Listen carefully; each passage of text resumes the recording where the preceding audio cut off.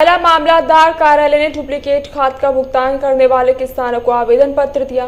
आजकल खाद, बीज और दवाइयों की नकल बिक रही है। जिला मामलादार कार्यालय में सभी गांव के किसान उपस्थित हुए। इसमें नकली उर्वरकों के शिकार विभिन्न तालुकाओं के किसान कलेक्टर के पास भीख का कटोरा लेकर न्याय की गुहार लगा रहे हैं।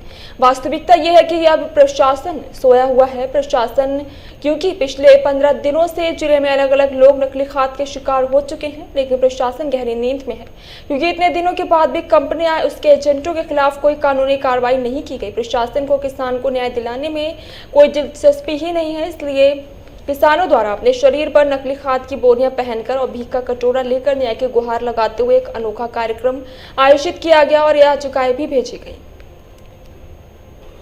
આજે સાયલા મામલતદાર કચેરીએ સાયલા તાલુકાના અલગ અલગ ગામોમાં જે ડુપ્લિકેટ ખાતરનો વેપલો થયો છે ને એના કારણે ખેડૂતને પરિસ્થિતિ એવી છે કે રાતા પાણીએ રોવાનો વારો આવ્યો છે। ત્યારે ખેડૂત જાય તો જાય ક્યાં?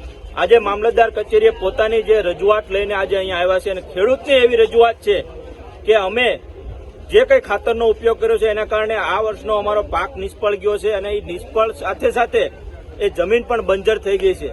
તો હવે આ જે કઈ કંપની છે એના ઉપર કાયદેસરની કાર્યવાહી થાય અને ખેડૂતોને અત્યારે આ વર્ષે કોઈ પાકે એવું લાગતું નથી તો વીઘે ઓછામાં ઓછું 60,000નું વળતરની માંગણી સાથે આજે ખેડૂત સાથે આમ આદમી પાર્ટીના લોકો અને બધાને સાથે રાખીને સાહેબશ્રીને રજૂઆત કરી છે અને સાહેબે એવી હયાધારણા આપી છે કે ટૂંક સમયમાં અમે કાયદેસરની કાર્યવાહી કરશે।